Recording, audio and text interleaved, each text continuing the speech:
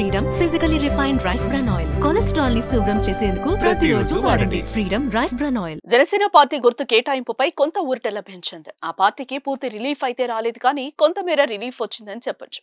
జనసేన అభ్యర్థులు పోటీ చేస్తున్న 2 లోక్సభ నియోజకవర్గాల పరిధిలో అసెంబ్లీ అభ్యర్థులు ఎవరికీ కూడా గాజు గ్లాస్ గుర్తు కేటాయించబోమని ఎలక్షన్ కమిషన్ తెలిపింది.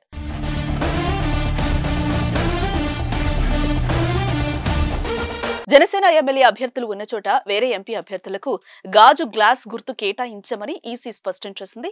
జనసేన గుర్తుపై ఈ మేరకు ఈసీ హైకోర్టులో అఫిడవిట్ దాఖలు చేసింది. ఇప్పటికే ఇచ్చిన ప్రాంతాల్లో రివ్యూ చేస్తామని ఈసీ అఫిడవిట్ లో పేర్కొంది. మొత్తానికి జనసేనకు కాస్త రిలీఫే కానీ మొత్తానికైతే కాదు.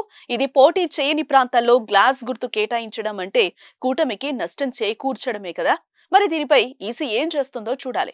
కొంతమంది ఇండిపెండెంట్లకు గాజు గ్లాస్ గుర్తు కేటాయింపు కలవరానికి గురి చేస్తోంది. జనసేన అభ్యర్థులు పోటీ చేసే స్థానాల్లో మిగతా ఎవరికీ ఆ గుర్తు కేటాయించమని ఈసీ చెప్పింది. అయితే టీడీపీ జనసేన ఒకే చోట పోటీ చెయ్యు.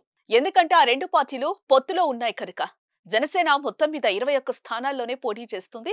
10 చోట్ల బీజేపీ అభ్యర్థులు పోటీ చేస్తున్నారు. మిగతా స్థానాల్లో అంటే 144 స్థానాల్లో టీడీపీ అభ్యర్థులు బరిలో ఉన్నారు. ఆయా స్థానాల్లో ఎవరికైనా గాజు గ్లాస్ గుర్తు కేటాయిస్తే టీడీపీ అభ్యర్థులకు నష్టం కలిగించే అంశమే. మరి దీనిపై కూడా ఈసీ ఊరట ఇచ్చేలా నిర్ణయం ఇవ్వాలని కూటమి నేతలు భావిస్తున్నారు.